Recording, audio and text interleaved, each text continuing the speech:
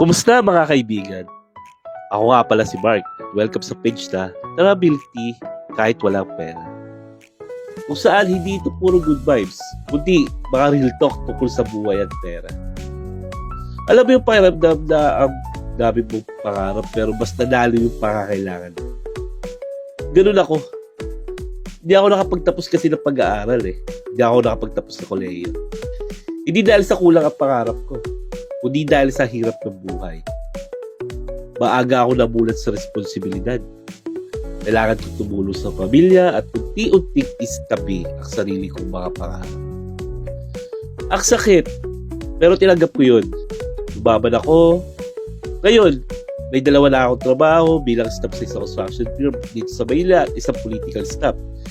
Pero kahit dalawa trabaho ko, isa lang din naman yung kinasahod ko. Kasi iisa lang naman na kumpanya yun. Ang regular na kita ko ay nasa 37,000 kada buwan. Pero kung suswertehin at may mga overtime, umaabot dito ng 45,000 pesos. Di siya madali. Minsan pagod na katawan ko. Pero iniisip ko, kung di ako kikilos, sino ang kikilos para sa akin? Sa ngayon, ito ang realidad ko. Pagod, paulit-ulit, pero hindi ako titigil. Kasi kahit hindi ako nakapagtapos, may karapatan pa rin ako mangarap. At balang araw, babanggitin ko sa sarili ko, buti na lang hindi ako sumuko.